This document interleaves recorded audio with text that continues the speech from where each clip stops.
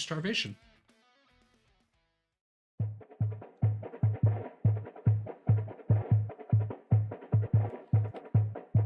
I miss the touch of human hands on my skin. Miss the rush of beauty coming from within. Do I need to be torn just to see who will care? I sleep on the floor, dreaming my life away. Why do we have to die for us to see the light? And we hunger for love. Why do we touch the night when we long to feel alive? And we hunger for love. And my soul is starving. Come on over, take a bite of the last apple here on earth. Will the virtual mind become stronger than mine? And when my ego dies, will I stay here forever? When the wave crashes down, will my life be better? Why do we have to die for us to see the light? And we hunger for love. And my soul is starving. That's Why interesting. do we touch the night when we long to feel alive? And we hunger for love. And my soul is starving. Break me, chasing the enemy. Gotta deal with the devil, but I got the stamina higher than anything. Wow. I got the scene of being right now. Everything's empty, starving, craving, chasing the remedy. I got used to the torture, but no one is set to be loved. Break me, chasing the enemy, and my soul is hurting. I got the stamina. Oh, so cool.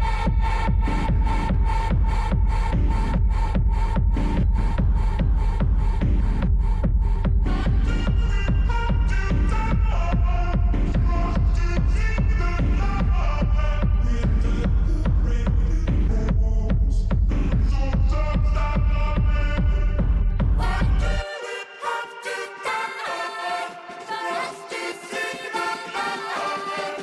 Separated bones, my soul is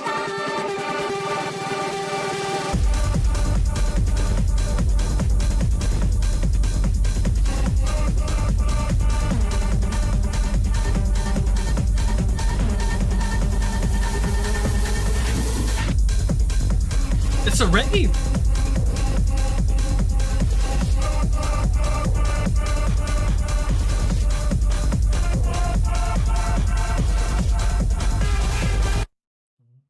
Whoa. Whoa. Whoa. Okay. Okay. That one was wild. Hold on. I found something about the song. In a press release, this is from Aurora herself. It says Starvation touches on the very heart of the album. The root of the problem the world is in. Our souls are starving, and therefore I think it's hard for people to truly connect with the world. Our food makes us sick. Our news makes us worried but passive. Our work makes us uninspired by life. We bully strangers on the internet, and we connect to other humans mostly through that very same medium. We can see people getting killed on our phones while we go on about our day. Something is seriously wrong.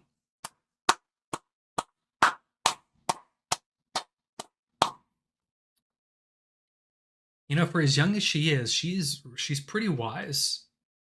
We might disagree on like the spiritual, side of things and some maybe some like,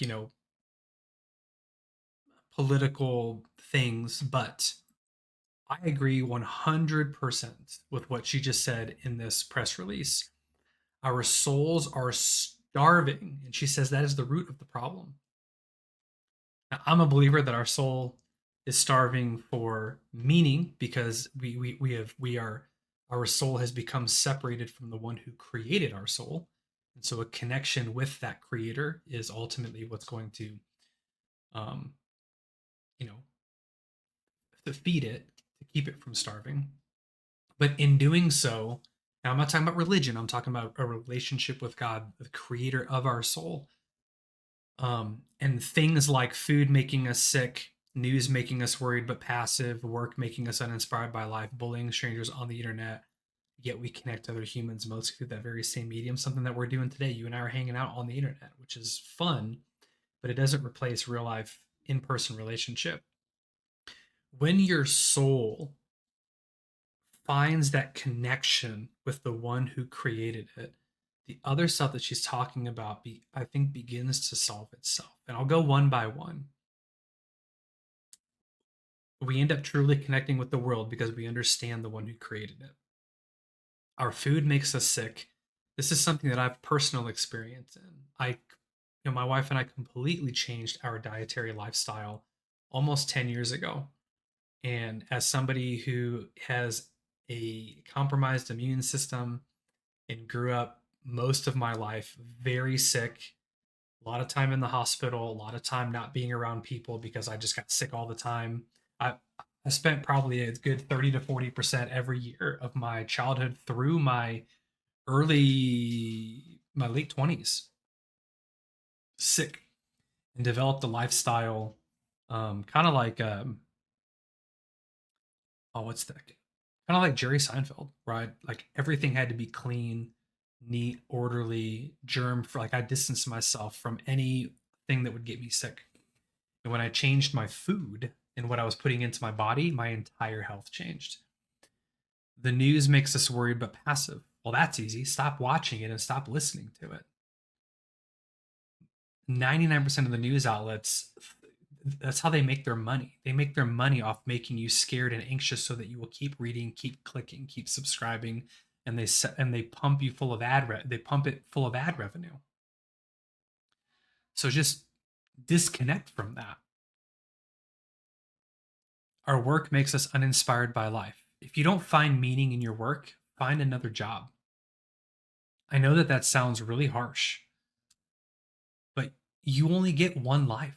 And whether you believe that your life continues into eternity or not, you only get one of them on earth. Why would you waste it spending 40 to 60 hours a week with something you hate and something you don't like to do? If you don't get meaning out of your work and your career, find something else. We bully strangers on the internet. Well, stop it. I would encourage you not to say anything to somebody on the internet that you're not willing to say to their face. It's a good rule of thumb in general. And then we connect with other humans mostly through that very same medium. Yes, you and I are doing that right now. And there's a place for it, but it never replaces real relationship. Never. It never replaces, every morning, every Friday morning at 7 a.m., I have coffee with a friend of mine who's about 10 to 13 years my junior. And you know what? We've been doing that for almost 2 years now. And it's one of the highlights of my week. And there's no agenda, man. We just get together and we talk about life or whatever pops up. There's no agenda. That's relationship. We have people over to our house frequently. Invite people over, ask them out for coffee, go out, be amongst other human beings. She says, we can see people getting killed on our phones while we go about our day. We have become so desensitized to violence and suffering. And it's largely because we can see it all on this. And I get that. I had a comment come in today, and I'm going to read it to you. You can go read it. I'm going to read this comment to you because this is kind of the state of where we are. So I did a reaction to a song called Fearless by a band called President. And the first song that they came out with was called In the Name of the Father. It was an amazing song. I let my kids listen to it. It's a great song. Then they came out with their second song and it had a cuss word in it. And so I don't, it has the F word in it. And so I do not let my kids listen to that. They're 13 and 9. Um, their most recent song, Rage, does not have any cuss words, and I let them listen to that. But I had made mention of how much my kids loved the first song, but I won't let them listen to this song because it has the F word in it.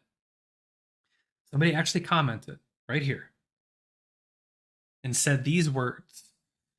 Honestly, saw the cursing thing being a problem coming, and it still irritates me beyond belief anyway. At first, I thought, oh, it irritates me as well. Just use a different word. And then this person goes on to say, I will never understand the mentality of sheltering kids from hearing profanity.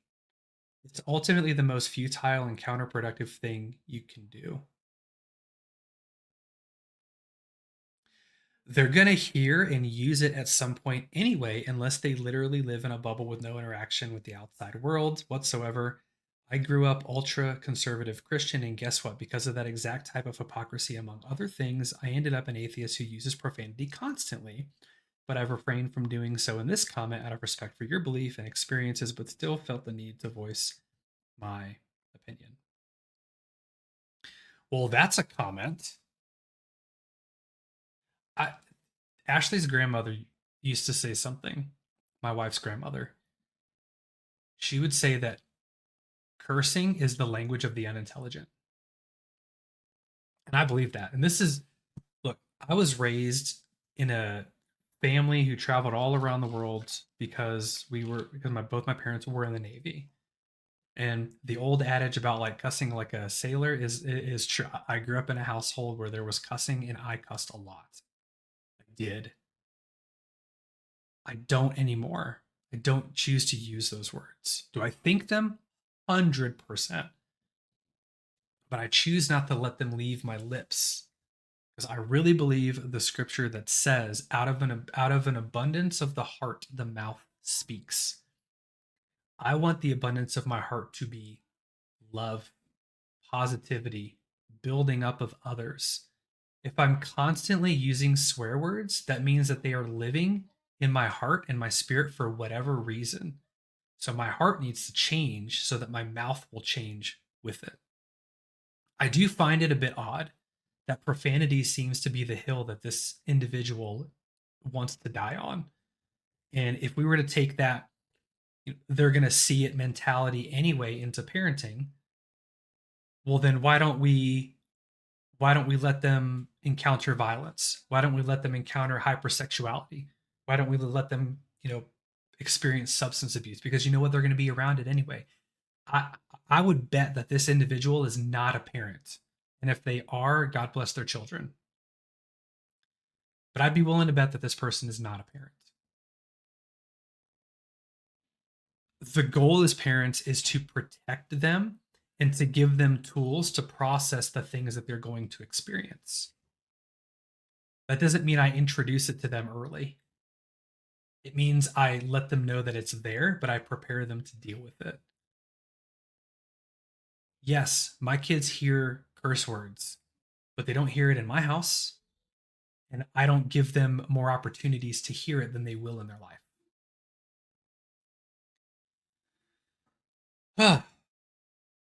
And I'm sorry if this person or if anybody watching this also grew up in that kind of like ultra fundamentalist Christian household.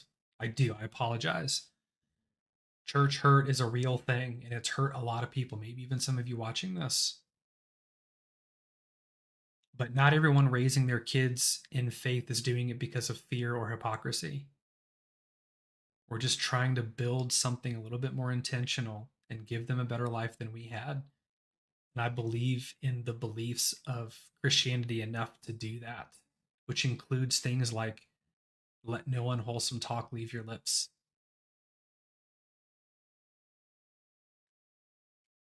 Heavens to Betsy. Aurora's press release here and that song, that powerful song, just led me there. Okay. Boy, thanks for chilling with me on that one. What a song. What a song.